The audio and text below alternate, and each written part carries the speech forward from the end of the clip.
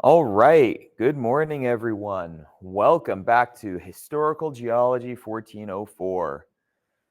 It is, at the time of this recording, 2 days before Thanksgiving.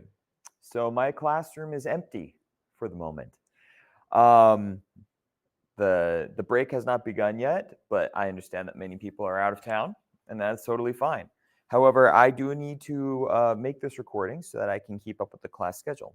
And for people watching this in the future when it is not Thanksgiving time, please pardon that announcement. It's not relevant to you.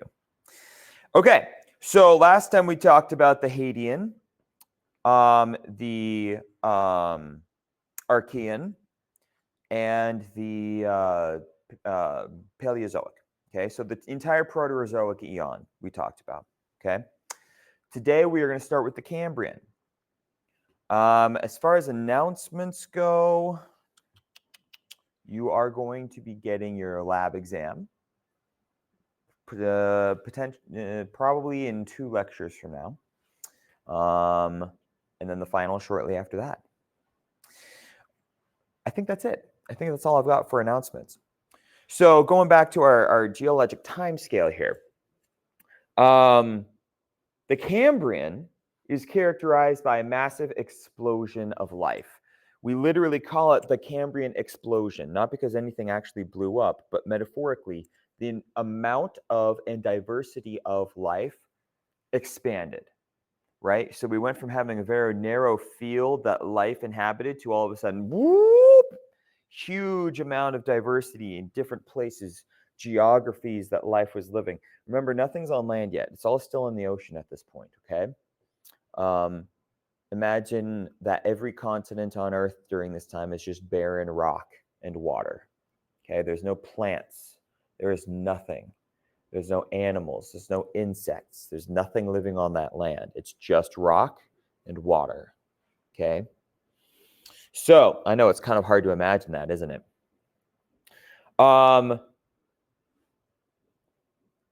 There have been some efforts made recently to push the age of the Cambrian back a little bit further to about 570, 600 million years, just because of that Ediacaran fauna that we found, which I talked about when we discussed the Proterozoic last time.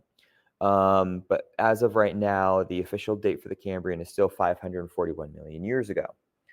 Now, the beginning of the Cambrian, one of the massive changes that we see in the diversity of life is the development of skeletal structures, confirmable skeletal structures. There's the possibility they could have existed before, but we can only work with the fossil record that we have. So actual confirmable skeletal structures made from minerals, okay? So like what our animals do today, or the sea animals do today, where they will take minerals, dissolved minerals, ions out of the ocean water, combine them chemically to make a skeletal structure, be that a shell or an endoskeleton, as in some cases. They do actually, some things do have endoskeletons like us, okay?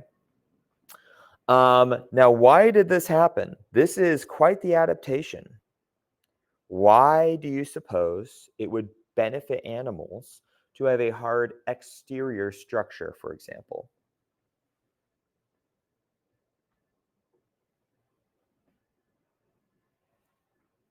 Maybe to protect them, right?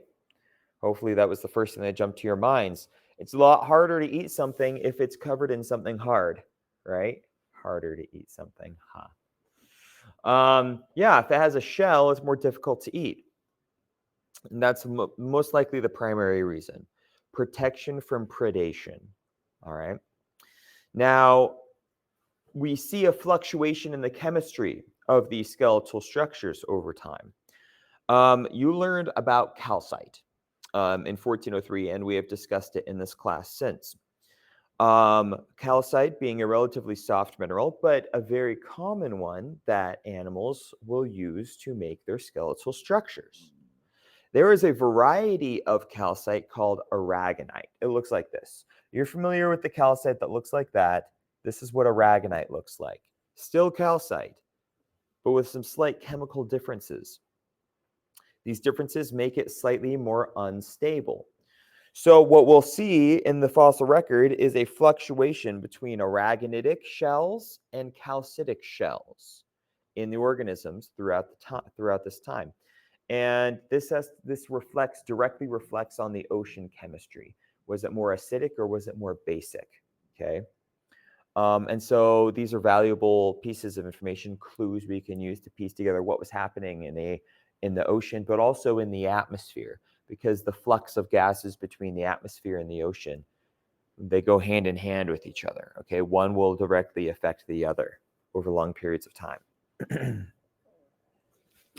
All right, so in the Cambrian, we see the development of some of our major groups of organisms: sponges, mollusks, brachiopods, trilobites, and echinoderms. Very common names. These are names that you're going to hear a lot today and moving forward.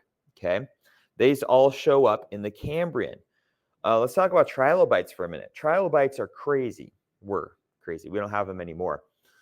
We've mentioned these before. Trilobites, 3 body segments, right? The cephalon, the pygidium, and the thorax, right? Those are the 3 body parts. Why we call them trilobites. They can curl around themselves, close up into a ball, right? Like the little pill bugs or whatever you call them today, to protect themselves. Some of them had crazy, spiky figures, some weird ornamental headdresses, forks that came out of their heads and pointed forward, all sorts of crazy body shapes that we don't exactly understand why some of these things were there. Maybe they were weaponry, maybe they were for self-defense, maybe it was sexual dimorphism, who really knows? Some of it we can piece together, but a lot of it is just like, well, that's just a crazy trilobite. But what that does for us is it makes them into fantastic index fossils, right? We know where this crazy body shape occurred, and it only occurred for this period of time. Therefore, it's a great index fossil to use to identify the time period for that rock that contains it. Okay. Trilobites are deposit feeders. What does that mean? That means that they scuttled around the bottom of the ocean, slurping up whatever biological stuff they could find on the bottom.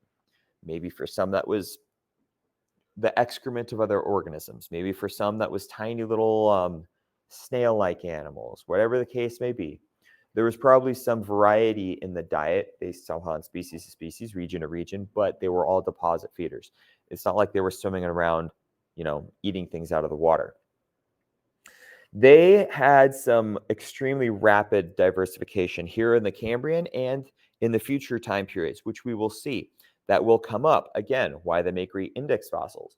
One of the really, really cool, unique adaptations that we see in trilobites, first in trilobites, I should say, are compound eyes. You may be familiar with the concept of compound eyes by looking at fly eyes, okay? If you have ever looked up the eye of a fly, you can Google it now if you want, okay? It's got a whole bunch of hexagonal cells on the exterior surface. Flies can't move their eyes. Neither could trilobites. And so instead, they had compound eyes where each one of these little dots here is basically its own eye that is permanently pointed in a certain direction. So these eyes would sit here, one on each on top of the head, like that. Now you can see these ones are looking out that way. These ones are looking up. These are looking out that way and that way and that way. What direction can they not see? Down. Okay. They sit, but that shouldn't be a problem because they hung out on the bottom of the ocean, right? Looking down wasn't really a problem. There's nothing really going to be down there. Sometimes there would be, though. We'll see later on that there are some ambush predators that would hang out under the sediment at the bottom of the ocean, so that when a trilobite, who can only look up and to the sides, comes close, they eat them. That's an adaptation that we see later on. And that we still see in the oceans today, actually. No trilobites to eat, but similar creatures get eaten that way, okay? However, why would an evolutionary adaptation for compound eyes, surprisingly complex eyes at this point in history, right? Why would it be such a positive adaptation of eyes looking up? What do you suppose is going to be up there that they want to look for? Stuff that's going to try and eat them, right? And enter Anomalocarids. Anomalocarids were the scariest little squid monsters you could have in your nightmares, really. They had some armor that was on their bodies, but for the most part, they were kind of just swimming like this in the ocean. Okay, kind of like what those, if you've ever seen swimming sea cucumbers, they kind of move like this through the ocean. Very similar motion to that. But they had these two tentacle appendages coming out of their mouth, or above their mouth, I should say. Okay, so imagine a 6-foot-long sea cucumber squid monster with two giant tentacle appendages coming out of the front of its face, and then two stalk eyes with compound eyes that could do this. Okay, kind of like what are those? Does praying mantis do that? There's some insect that, oh no, chameleons is what I'm thinking about. The independent eye movement. Okay, doing this, right? But they would they would come down, scoop up things like trilobites in those two appendages, and then curl those appendages in on themselves and crush and crush and crush and squish until crack. Shells break open, all the yummy little juicy bits float out, and then their mouth was just a hole on the bottom of their head. It would like vacuum it up, right? Anomalocaris, apex predator for a lot of the Cambrian, okay? And then we see crinoids. The first crinoids developed. These are a type of echinoderm, okay, which means they've got that unique radial symmetry that echinoderms share, like jellyfish and sea anemones and things like that, okay? But these were hard part organisms. They would grow these stalks. I've shown you crinoids before. They would grow stalks like a flower of disc-shaped skeletal elements of calcite. Okay, so disc, making the stalk. And then at the top would be this sort of flower structure that we call a calyx. That's where the animal actually lived in. Okay, so here's your crinoid. Now, these started off as what we call eocrinoids, or early crinoids is one way you can think of doing that, of thinking about that, okay? They were solitary initially. We'll see them develop a more community behavior later, but for now, they are pretty solitary organisms during this stage of the Cambrian. Filter feeders. They have appendages that float out in the ocean and capture plankton and other little yummies and bring it down into a mouth, okay? Stromatolites, which have been really the only evidence of life for most of the Earth so far for 1.5 billion years up until this point, right? Where it's kind of interesting because they were that first evidence of life that we can find. And now that all these other kids are moving in on the block, the stromatolites start to suffer.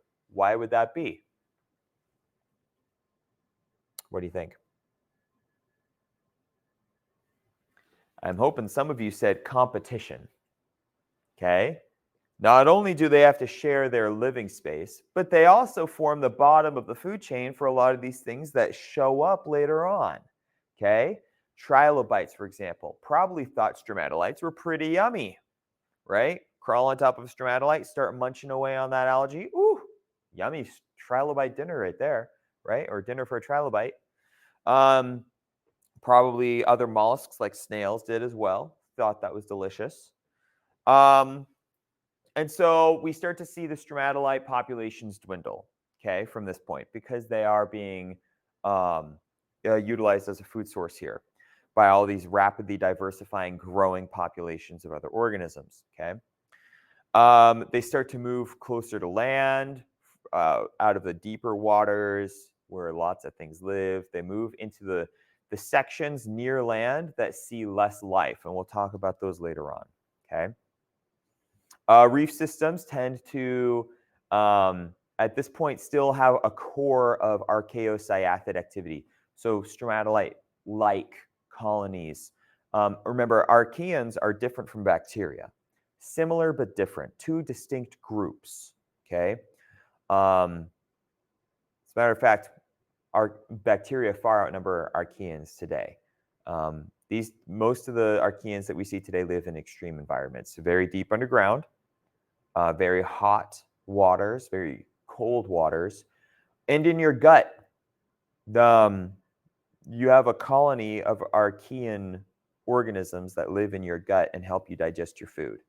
Okay, if it suffers, if it gets sick, if it dies off, you get sick, and you get gut issues. Okay, when that colony, if you've ever taken probiotics, that's to help the archaean colony in your gut remain healthy. Okay, these are the places that we find archaeans today. They don't make gigantic reef systems out in the ocean anymore, but they did back in the Cambrian. Okay, some of the developments that we see in this diversity of the Cambrian include vertebrates. There were a few vertebrate organisms that we see show up in the Cambrian. The first, backbones. Okay, there were organisms called conodonts, which are interesting because really we only ever find their teeth. They had hard teeth that get preserved a lot. Some of the teeth actually look kind of sketchy, kind of scary. And then we've got the first fishes that show up, including this guy, Pikaia. Okay, this is found in a couple locations. The Burgess Shale is where this version I've pictured here comes from. Okay, this is one of the early fishes. Yes, that's what fish used to look like early on. What does a fish have? It has a backbone. Without its backbone, it cannot swim the way that fishes do. Not so much a backbone in this, but what we call a backbone in this early form of backbone is actually more like a spinal cord. We call it a notochord. Okay. Inside, right now with you and me, we have a backbone. Our backbone is hollow, and in the hollows of our backbone resides our spinal cord. It gets protected inside of that. There wasn't really a bone, so to speak, here, but that spinal cord made a central column along which the symmetry of our organism could be dependent, that it could latch onto, and it could use it as an anchor for muscles, like we have for the muscles in our back that allow me to stand up and move and do all this stuff right now. Those muscles are latched onto my backbone, okay, and a few other bones at this point. But for early fishes, it all kind of stemmed from that first spinal cord, okay? All right, geographically, Pannonia was still around at the beginning of the Cambrian. It broke apart, and we got Laurentia, Baltica, Siberia, and Gondwana land out of it, okay? During this time is what is a cratonic sequence. Now, this is the first cratonic sequence I think that I've brought up. That little wink wink I gave you about keeping track of orogenies last time, I'm going to give you another wink wink to keep track of cratonic sequences and when they happen, okay? A cratonic sequence is when you have sea level rise, which allows a substantial portion of continental area to become flooded and have sediment deposited on top of it, okay? So, in this case, Pannonia broke apart, sea levels rose because there was a warming event, and a significant chunk of continental rock in North America got flooded in the Salk cratonic sequence, okay? Here you can see this is Laurentia. This entire area is Laurentia, but only this much of it is above the ocean in the late Cambrian. This is all under the ocean, being flooded and getting covered in sediment, deposited sediment, during the Salk cratonic sequence. A lot of limestones got deposited on top of the sandstones, okay? That's how we read that. During the Cambrian, there were a series of extinctions. Why would there be a whole bunch of extinctions? Well, along with the changes that were happening in life, there are going to be consequences and interactions with the environment. Some things that happened, some extinctions occurred, irrespective of the life that was developing, but because there was so much life developing, things like cooling events occurred, right? As photosynthesis increases, remember, temperatures drop because you were removing greenhouse gases from the atmosphere. That's just one example. Okay, so there was warming and cooling cycles. Trilobites got hit hard and had to come back, re-diversify. Got hit hard again, had to re-diversify. Trilobites were extremely resilient for most of geologic of life's history on Earth. Okay, our archaeocyathids that were building out those reefs, those disappeared by the end of the Cambrian, and like I just mentioned only a moment ago, now they live in the most remote, inhospitable to everything else areas, right? Like your gut. All right, moving on to the Ordovician, 485 to 443 million years ago. At the end of the Cambrian was a very large extinction, the largest of the 6 that took place in the Cambrian. Trilobites, like I mentioned, most of them went extinct at the end of this, and it was a close thing, but they did come back. However, it took them a little while to get their feet from under them, which is really funny because they had a lot of feet, right? It took a lot of things more time to come back. This is early on in the development of all of this life, and so there weren't as many traits in these organisms that lent resiliency. That's something that's been built up in life over time. You and I are very resilient to a lot of environmental change. Most things back then would not have been that resilient. They just didn't have the genes to make them that resilient yet. That's something that has built up in our DNA over time. So it took them a minute, but they came back, and by the middle of the Ordovician, there were lots and lots and lots and lots of things in the ocean again. Okay, lots of diversity, including graptolites. This is what a graptolite looks like. We don't have these anymore. They're extinct.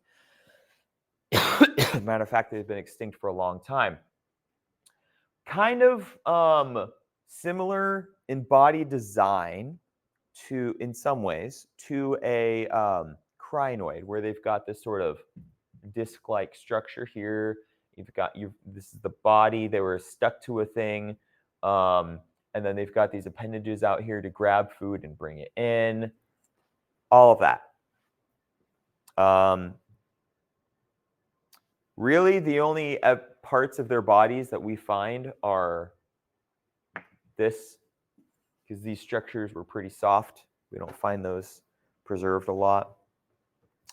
Nautiloids, which we have discussed before. This is a living nautiloid. We still have these in the ocean today. However, they are endangered and becoming increasingly endangered because people still hunt them. These shells on the inside have mother of pearl, which is used for jewelry and whatnot. So this is a nautiloid. They developed in the Ordovician, and yeah, we still have them today. They're still in the oceans, and they haven't changed a whole lot, which is pretty cool. However, at this point in time, I say they haven't changed a whole lot, and then I'm going to say this. At this point in time, they had more straight shells. They developed their curled shell in not long after this, but the first nautiloids to develop had those straight shells, and they were pretty successful. Why would this new body shape of an organism, this is the first organism of its kind that we saw, with the tentacles and the body and the shell and all of that, why would that be advantageous? What does this thing do that most other things living in the ocean don't? It's swimming around, right? Most things are still living on or near the bottom of the ocean. This can swim out in the open ocean, okay? Which means they can also attack from above, which is a huge advantage. But here's another thing that they had. Jet propulsion. They didn't have an engine. But what they do have are a couple of tubes that come out each side of their face.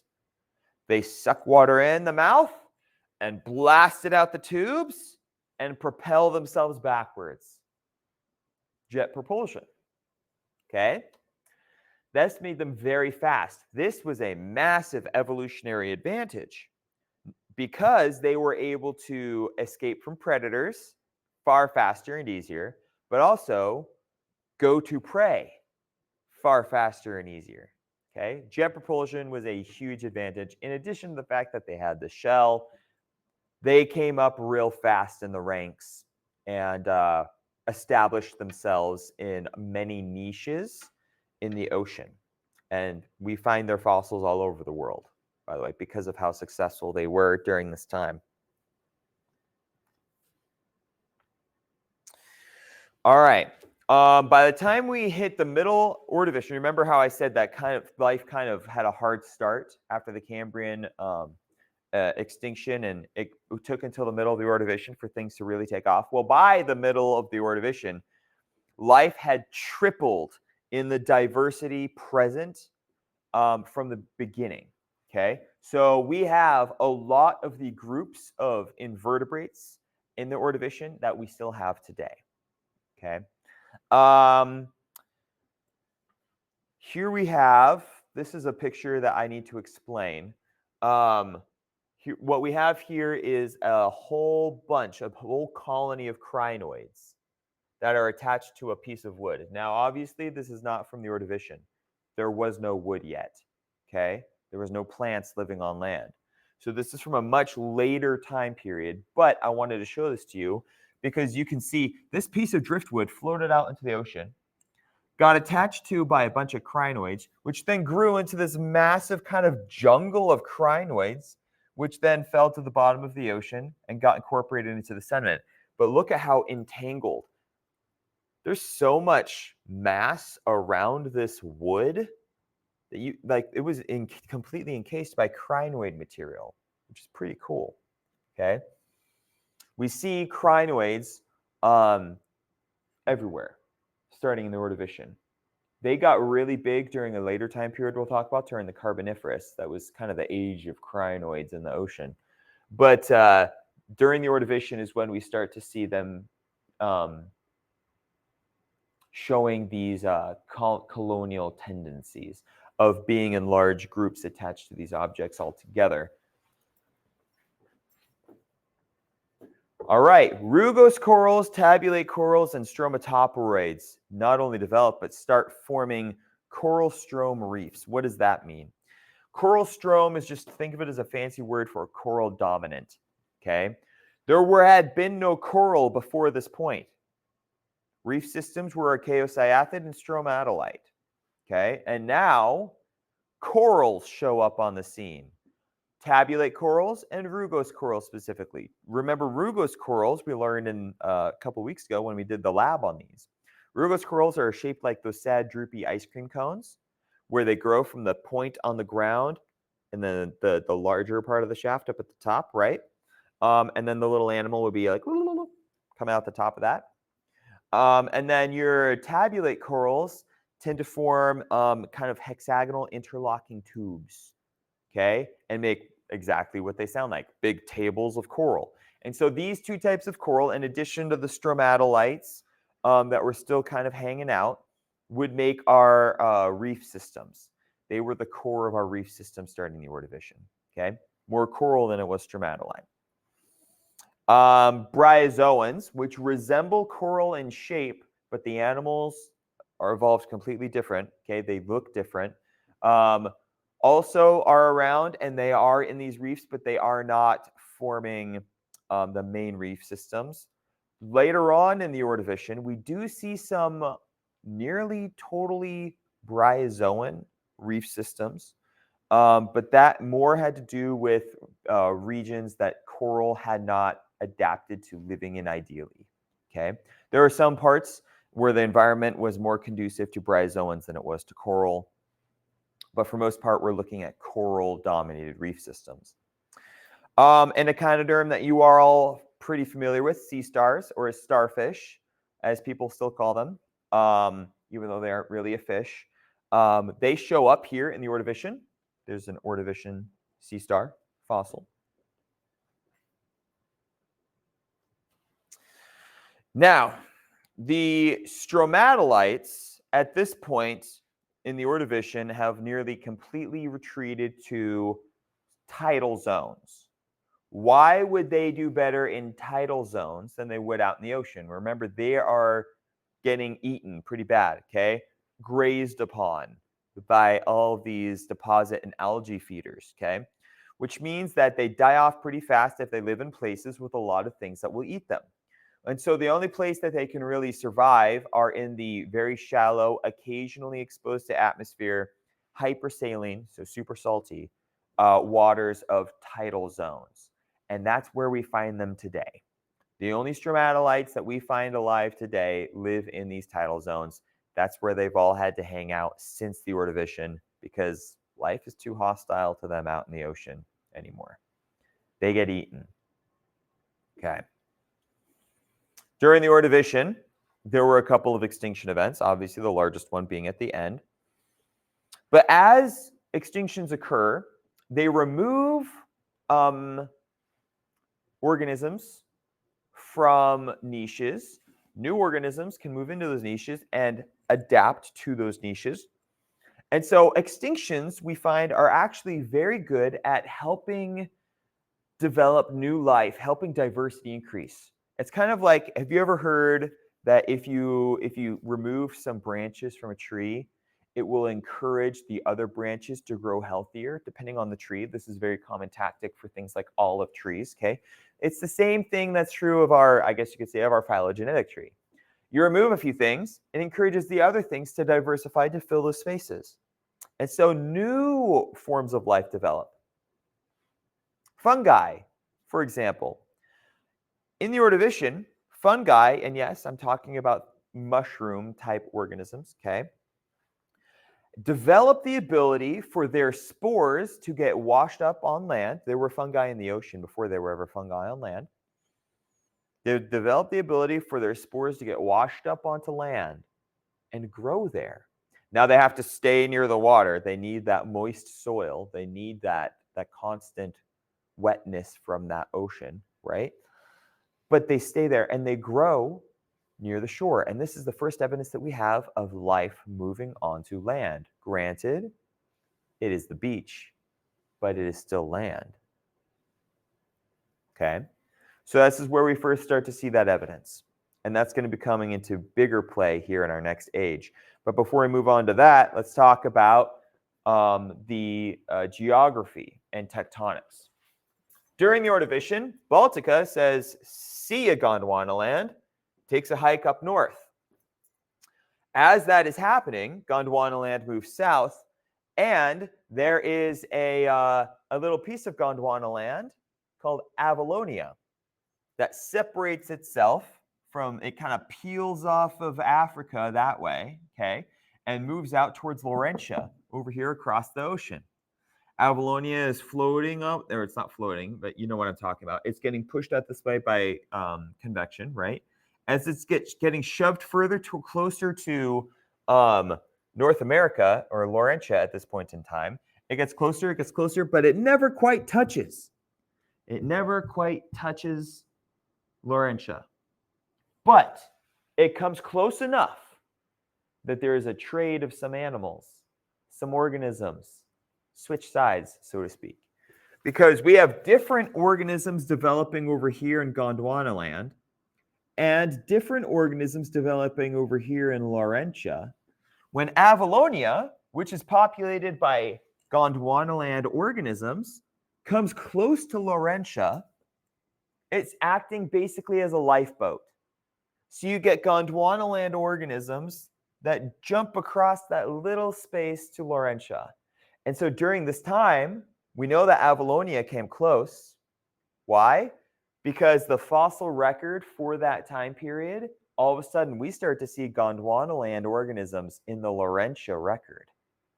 It's pretty cool. We call those exotic fossils. Okay? They did not develop there. They developed in Gondwanaland. But all of a sudden, they're in Laurentian fossil records. Okay? Very, very cool to see when that happens. Let's see. So Avalonia never actually attached to Laurentia. By the way, Avalonia would later go on to become England. Okay.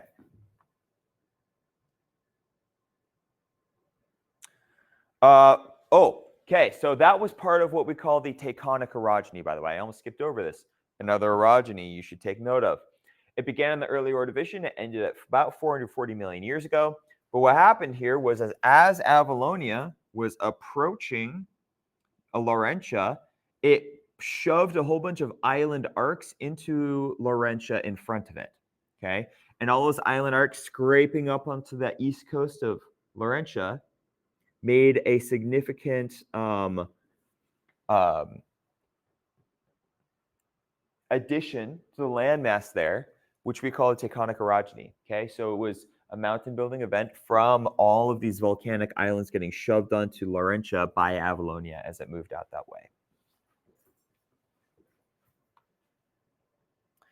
Following that, we had the Tippecanoe cratonic sequence. This went from the middle of the Ordovician into the early Devonian, which will be the next section we talk about.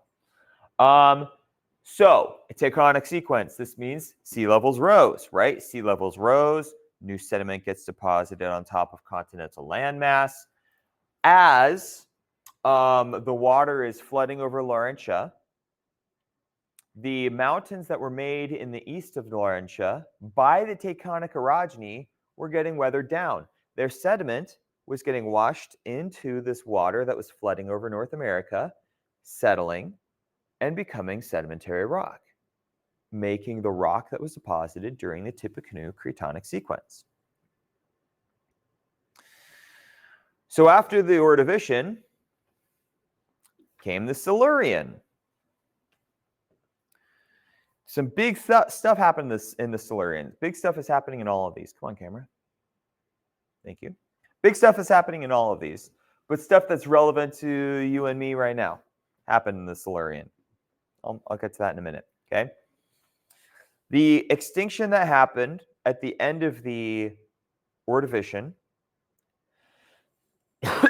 so between the Ordovician and Silurian, was the second largest extinction that we have on record, okay?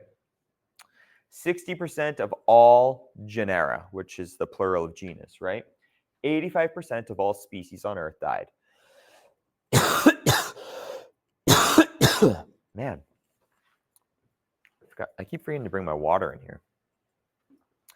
What happened here? Well, this is a tough one. There's not, I mean, yeah, there are some things that happen, environmental change and all of that, but not really anything just to be a man, I got something in my throat. Not really anything to indicate what would kill that many things. And so a common theory is a gamma ray burst. Gamma rays are a kind of radiation that are often generated by the explosion of a star in a nova. A star will go nova and it'll shoot gamma rays off that way and that way and that way, right? Actually, I believe it only actually does it out to the sides. So it'll blast gamma rays out to the sides, if I'm not mistaken. I don't know. I'm not an astrophysicist. Next time you see Neil deGrasse Tyson, you can ask him. But those gamma ray bursts are flying through space, at the speed of light, right? And if you are unfortunate enough to be in the path of one of those, they're extremely destructive. It's like being hit by a laser. So if a gamma ray burst passed through Earth on its way through our solar system, or even just came close, if it just brushed Earth, that could explain why so many things died out pretty quick. Doesn't explain why everything didn't die out, though. Maybe there were some things living deep enough in the ocean or on the far side of the planet at the time. Whatever the case may be, almost everything died. It was a close call. Again, not the biggest. This was the second biggest, but it was still a close call for life, especially as young as it was. And again, not as resilient. So, but life did come back. Trilobites came back. Don't worry, they're still around. Okay. And what happens after an extinction? Rapid diversification, because you got to fill in those niches that were left behind by all the stuff that died, right? So we start to see some other cool things happen. More things start moving out onto land. Brachiopods, for example, move into fresh water. They start going upriver, settling into lakes, freshwater ecosystems, a development that may not have happened without being required to diversify. Okay.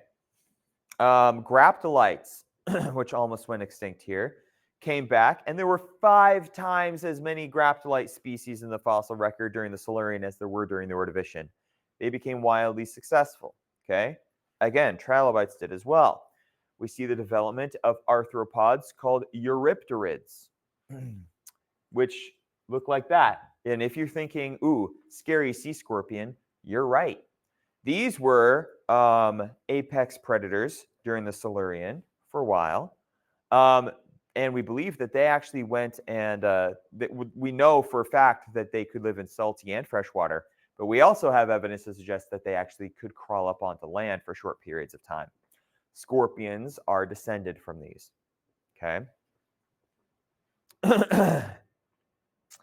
We see the first jawless fishes. Now, where I told you before there were fishes, those early fishes that kind of look like eels, right? This is when fish actually started to look like what you and I would think of as fish, right? These are what some of these jawless fishes look like. Jawless fishes, why don't they have jaws? Jaws had not developed yet, okay? Jaws had not evolved. We'll talk about that in a moment. So what did they have then? Well, they essentially had a hole at the bottom of their head. Underneath of the head here, each one of these had a hole. And they would slurp things up into it, like that Anomalocaris I mentioned earlier. Okay. We call these ostracoderms, by the way. They had armor either on the front of their heads or across their whole bodies. Protection. This is what the development of fish has looked like over time, okay? So early jawless fishes like Pikaia show up in the Cambrian. In the Ordovician, they start to branch, diversify. You see where these are dotted? That's where we're not quite sure. There's some fossil evidence, but not a whole lot. We start to see these for sure in the Silurian, okay?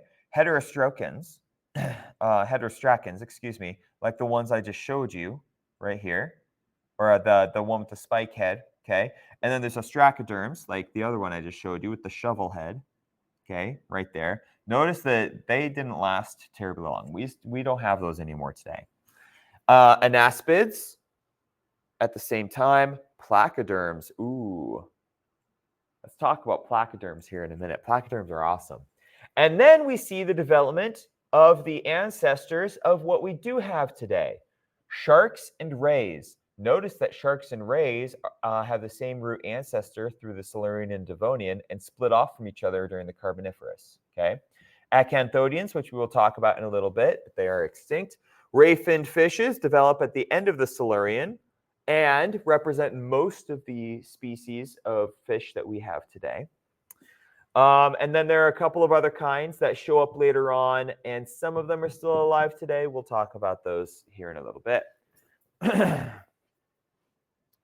Okay, jawed fishes show up in the late Silurian, and the king of the jawed fishes at this point in time is the placoderm. Okay, I already talked a little bit about acanthodians. Acanthodians were a type of fish, very light armor with early jaws, early formation of jaws, and scales, and many fins. This is the acanthodians were the first kind of fish to have tons of paired fins like this, and the development of scales. Excuse me. But placoderms, I love talking about placoderms, mostly because of this guy. Dunkleosteus. I can fit my body inside of that mouth, by the way. I can lie down inside of that mouth. And if you're thinking, wow, those are weird looking teeth, those are not teeth. Those are skull plates. This jaw is made out of pieces of the skull. and they fit together like crafting scissors. Perfect. Match, top to bottom. Which means that when it bit something, it snipped right through it. This had one of the strongest bite forces on Earth.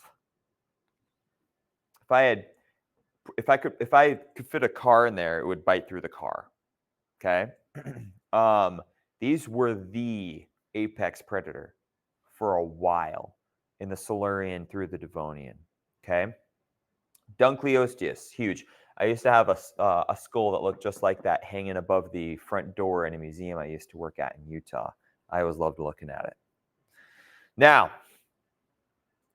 why are we all of a sudden seeing jaws in these fishes? Well, these jaws are the result of a new adaptation from gills. How interesting. Jaws develop as gills, the first pair of gill bones on the sides of the mouth, or on the sides of the, on the sides of the mouth, kind of moved forward a little bit. And so this jawbone started moving up and down. Maybe it made it more efficient initially. But what it also got used for was the fish were able to use this movable gill bone to hold on to things, like prey. And because that was such an important evolutionary adaptation, it only got better and better and better. Now, what about teeth? Where do teeth come in? Well, obviously, Dunkleosteus didn't care about teeth, but other things like acanthodians and modern-day fish, and you and me, right? That our jaws come from this development, right? Teeth are relatively important. Where does that come from? Skin denticles. Think of them as kind of like scales. Scales on the outer surface, the skin around this lower gill bone and the upper part of the jaw would provide an abrasive effect, okay? Like sandpaper. It was probably similar to sandpaper at that point in time for protection purposes, right? Scales are essentially very thin armor, right? But the abrasion of this sandpaper-like scale would help the gill bones hold on. And then as they became jaws, full-on jaws, it would help them hold on. And because that provided an advantage, if there was a random trait that caused those denticles there to become larger, that provided a bigger advantage. And so eventually this went on to become teeth. Okay? So let's watch this real quick. Watch this shark. Look at those jaws and the teeth. If you've ever seen shark jaws, look at those teeth. They are almost the same shape as the microscopic denticles on shark skin. That's where they came from. Okay? And this is where gills became jaws. Here we see gill bone, gill bone, gill bone. Oh, look at that. There's a jaw right there. Notice how the jaws and the gill bones are the same. It's just that this first set became larger, moved forward, and could rotate up and down as a bottom jaw. That's where they came from. It's where you have your jaws. Okay, enough about jaws. Every time I say jaws, I think about the movie. A little bit about me. I watched Jaws for the first time when I was 12 years old, living in Hawaii. I didn't go in the ocean for about 2 weeks, and then I realized, what the heck else am I going to do? All right. Plants. We start to see the first terrestrial, that is land-living plants. Yes, there were plants in the ocean before this. Think like seaweed sort of organisms, okay? The first land-living plants in the Silurian, they move out of the ocean. But they didn't really look like the plants we had today. Not initially, anyways, okay? Think about seaweed. Let's talk about seaweed. Seaweed is a stalk of plants with leaf-like, appendages coming out of it for photosynthesis reasons. But it is at the bottom of the water, okay? It's attached to the ground. and then comes up near the surface, okay? It has to live in that zone where it can get sunlight, right, for photosynthesis purposes. But it relies on the water to support it. It is buoyant in the water. It relies on that water to keep it upright. If you take a stalk of seaweed out of the ocean and you try standing it up on land, it's going to make a nasty pile of green stuff down there, right? So that's what plants did initially. They had to stay near or in the ocean until a development in the Silurian, a new kind of tissue, cellulose, that provided rigid structure for the stalk of the plant, meaning that it didn't have to stay in the ocean to stay upright. And so this new evolutionary adaptation caused a whole bunch of plants to start moving further and further out. Now, they still had to stay near water because they were non-vascular, at least at first. Another development we see, the development of vascularization. What does vascular mean? A vascular organism has the ability to transport its body fluids through its body on its own. Non-vascular organisms have to remain in water. Okay. Vascular organisms don't have to because they can regulate their fluids themselves. You and I have a cardiovascular system. Our heart regulates our blood. Trees have a vascular system. Xylem and phloem effects through the body of the tree, moving the sap up and down through it, right? So as vascularization and these rigid stem structures developed, the plants can move further and further and further from the ocean. And we start to see the development of plant communities moving inland on land. For the first time in geologic history, plants moving out onto land. All right. Following the end of the Ordovician, we have a big melt event, okay? That's what caused a cratonic sequence, okay? Look at how much land is covered in ocean. Only this little section of Laurentia is not covered in ocean. It's mostly Greenland. Most of Laurentia is underwater. Most of Siberia, underwater. Most of Africa, China and India, underwater. At least half of Baltica, underwater. Very, very warm time period. There were lots of little critters living in the ocean, meaning that there was lots of carbonate, lots of limestone development, okay? Most of the sediment laid down during this time on the continents is limestone.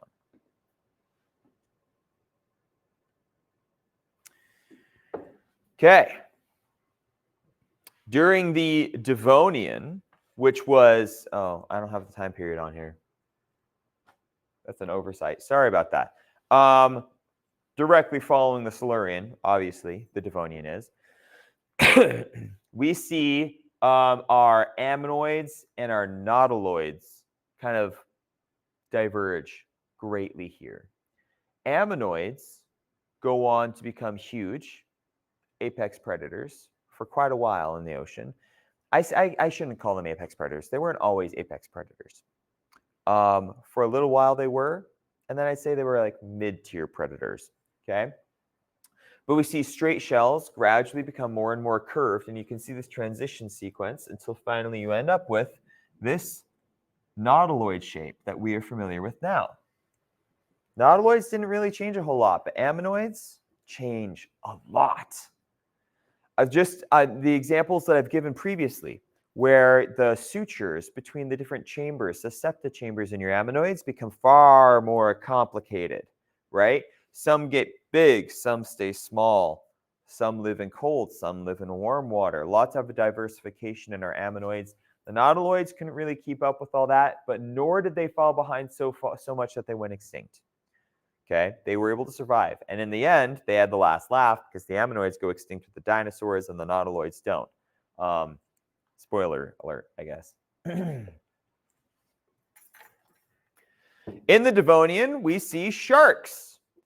There were shark-like organisms prior to that in the Silurian, but the first actual group that we would say, yes, those are sharks, is in the Devonian. Okay. However, remember, they are not the big predators that we see today. Placoderms still owned the market on being the apex predators at this time. So sharks are showing up, and yes, they are predators, but they were also snacks for the placoderms. Dunkleosteus would chew through a shark in a second, right? Our ray-finned fishes that we are also fond of fishing for, catching and release, if that's your thing. They rapidly diversify in the Devonian. Again, they showed up in the Silurian, but they started really exploding diversity-wise in the Devonian. Lungfishes develop in the Devonian. What is a lungfish? If you had to guess what a lungfish is, what would you say? If you said a fish with a lung, you're right. They are fish with lungs. What does that mean? Do fish not typically have lungs? No, they don't. Fish have gills. So, what would a fish with a lung be able to do?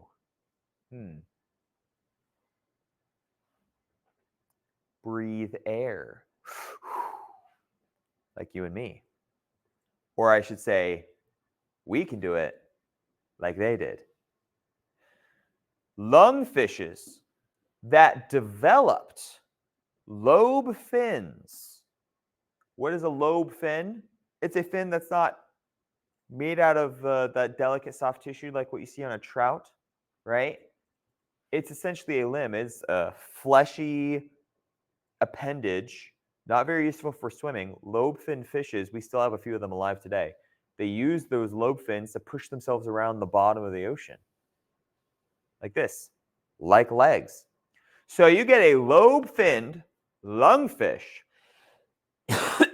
and you have a fish that can pull itself out of the ocean and breathe air on land. Lobe-finned lungfishes are, in fact, the ancestors of land animals. How cool is that? Now, we're going to see that happen here pretty soon. We'll talk about that here in a little bit. For now, though, it's during the Devonian that we see both of these traits show up, the lobe fins and the lungs in fishes. Plants. We have actual forests developing on land at this point, okay? Things that I wouldn't exactly call trees, but were tall, 6 or 7 feet, and had not leaves, because leaves hadn't evolved yet, but more like moss, okay? Something that resembled moss, where the leaves would be now. It was photosynthesizing. It was building its structure. It didn't exactly have what I would call a woody structure, more like a hollow tube filled with pulp. Like if you've ever taken a rose stem and you crack it, right? You break that outer ring, and then you look inside, and it's like kind of like you squish it. It's like a squishy sort of white milky substance, that pulp that's in there. That's what these early trees would have looked like. We call those lycopods, okay? No flowers, nothing like that. Just these big stems that were rigid, could stand up and support themselves, with this moss on the top, photosynthesizing.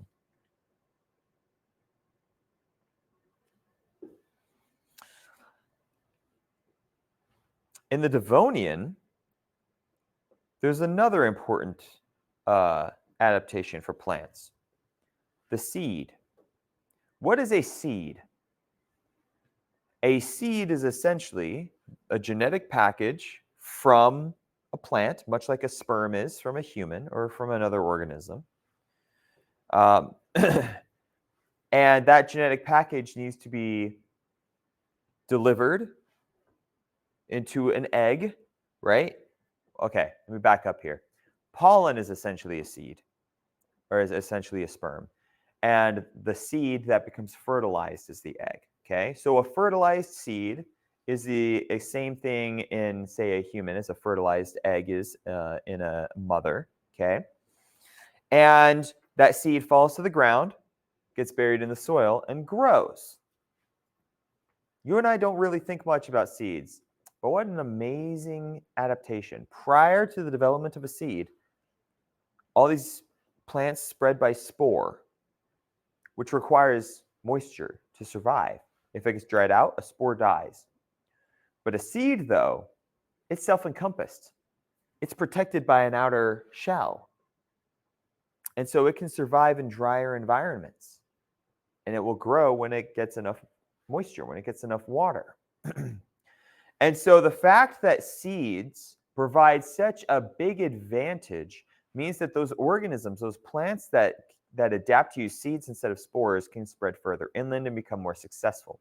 So we start to see the development of these inland forests as seeds allow them to move further and further from the coastlines.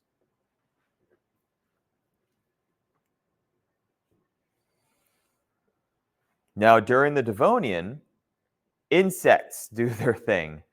They move out of the ocean and onto land, and they start getting a little scarier. If any of you are not bug people, I'm sorry, but insects get a little sketchy. Okay, they get big. We'll talk about how big they get during the Carboniferous discussion next time. For now, let's just say that they get big. We see the development of millipedes, centipedes, scorpions. There's not really any flying insects quite yet. Okay, the wings are going to show up a little bit later on. Spiders, we see that during the Devonian, there are some big spiders. Now, those lobe-finned lungfish that I talked about earlier, they pull themselves out onto land, which means that now we cannot refer to them as fish.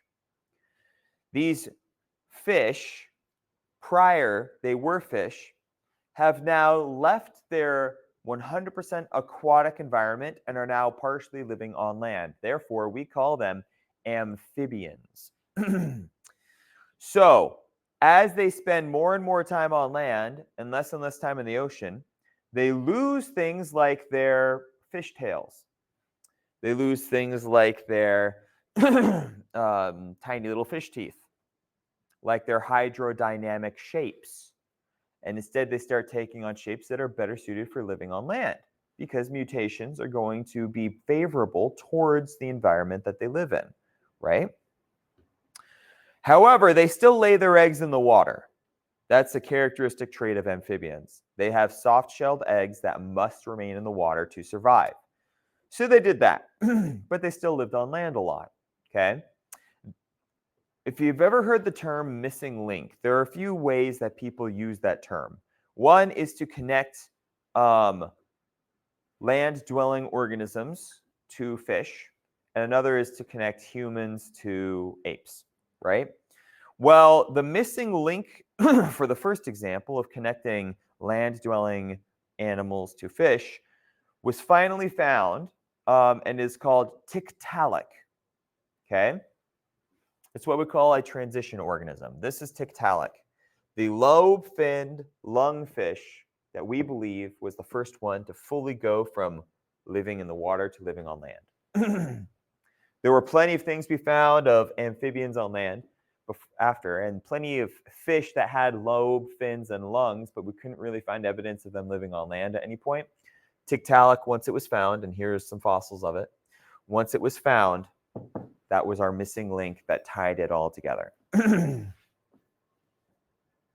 You can see the development of what a lobe-finned fish bone has, what lobe-finned fish have as bones in their arms. Transitioning to here is tiktaalik, and you can see the same three bones in the same orientation, but they're changing shape, becoming chunkier, right, as time goes on. And then finally, the same three bones, but they have finished revolving like this. Like you can see them slowly starting to do that revolve in tiktaalik, and now in amphibians, right there. The same three bones just swapped around in a different orientation.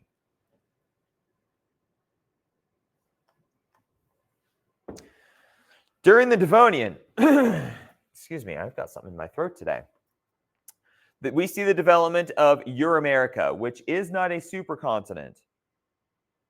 Remember, to be a supercontinent, that continent has to include 75% or more of the land mass at the time. Your America doesn't have that land mass, but it is relevant, okay? So here we have Laurentia combined with Siberia. And then down here, Gondwanaland has shown up. Okay, Gondwanaland is a supercontinent. All right. Excuse me. We start off pretty hot. Okay, because it's so hot, we have a lot of high sea levels, which is why we have the cratonic sequence that went from the mid-Ordovician into the Silurian, or into the Devonian. Okay, so we start off in the early Devonian with a lot of flooded continents in that cratonic sequence.